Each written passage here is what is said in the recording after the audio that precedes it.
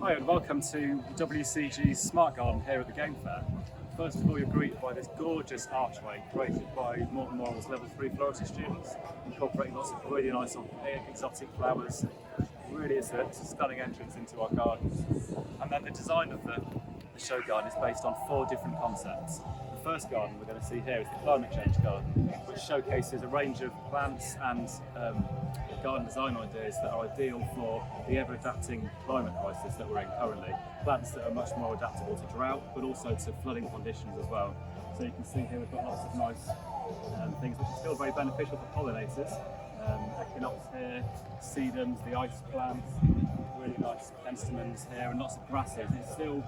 It's interesting to see how even though all these plants are drought tolerant, they still have that real nice look of an English garden still to them. So it's trying to showcase to people that we can adapt how our gardens are planted, but also still get that real nice English garden look as well, but without having to use so much water, for example, or in trying to manage floods a bit better and flood risk in the garden as well. So as we come round a bit further, we'll into the eco garden.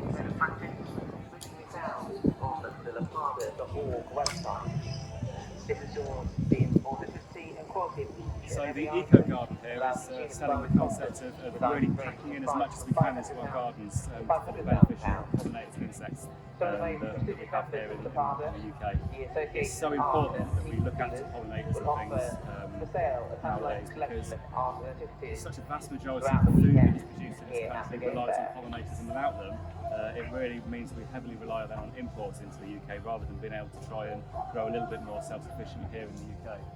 So we've got the central pond area over here, which is allowing lots of water invertebrates and that sort of thing to thrive over there. The log piles, whilst also forming a functional wall, allows lots of space for overwintering insects and things like that to take shelter during the winter months. And then the planting that we've got in here is just lots of really nice single flowers, things that are very achievable for you to be able to plant in your gardens at home. Lots of things that bees, butterflies, moths, wasps, they're all important pollinators in the garden. They're all going to enjoy lots of the stuff that's here in the garden. So as you walk through, you can see lots of nice things flying around. So it's a real treat to be in here and see it so full of activity. We've also got our bug hotel here, made by some of our RHS students. A really simple concept that's very easy to make at home in an afternoon, but with lots of small nooks and crannies and spaces there that bees or wasps or caterpillar larvae, anything like that can find the right environment for them. Again, we're trying to sell the idea here of different things that you can do in the garden that are very achievable things to do at home, things that you can do to have a massive impact on what you're doing for wildlife in your garden.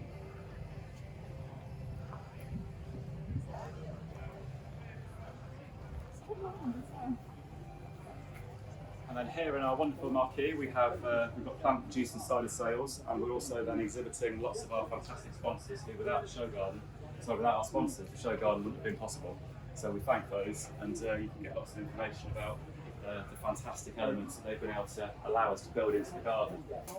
So one such of our sponsors was Veggie Pod. So you can see here this Veggie Pod is a fantastic growing environment. This is a large model, this one. We've got lots of cellar crops in here, but it's a fantastic way to be able to grow crops in a small space on the patio all year round with the protection cover over the top. So if you've got somewhere a little bit larger to grow, we also then have here the greenhouse there. So in our greenhouse we have got various growing systems in place to demonstrate how people can try and grow things in a small space. So our vertical hydroponic towers here, which are a small replica of what we have in the agri-tech facilities over at Cultural College. We're growing basil in this, but we're growing typically in the space here. We would probably only have 20% of the basil grown in here if we were growing using traditional methods versus using these hydroponic systems as well. So there's a lot of new technology around that will allow you to grow a lot more produce in a small space and a lot easier as well. So as we come out the tunnel, we can really see how fantastic the vegetables are here. They were all grown by our supported learning students at Pershore and Evesham College, and they've done a fantastic job here. Lots of cabbages, lots of beans, lots of all the stuff that you tend to easily be able to grow. And it's just trying to showcase to our visitors how easy it can be to grow on a small scale. And then as we come through into the final garden, the smart garden, we've got a really nice kind of classy, elegant white and black and silver sort of theme here in this garden. And there's lots of clever little ideas in here. At first you might look at it and think it's a fairly regular garden, but we've got the robotic mower over here, which is mowing the grass. We've also got the electric car charging point, and there's an amazing electric car over there as well, to showcase how electric car charging point can be built into the design of the garden and actually can be a feature rather than just being a car parked on the driveway. How we've developed that into the garden.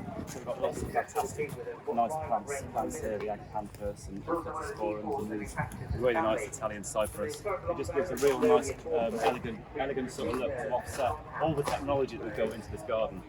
We then also here, I was talking earlier on about growing things vertically to save space. We've got this green wall system here, which is fantastically easy to use. Lots of plants, regular outdoor garden plants planted in it, ivy and busy lizzies and the black lily turquoise here. Being able to get that much space up the wall and fill the fence rather than have it down on the ground has allowed us to incorporate so many more plants here in a really smart, clever way to be able to maximise the planting area that you have in your garden.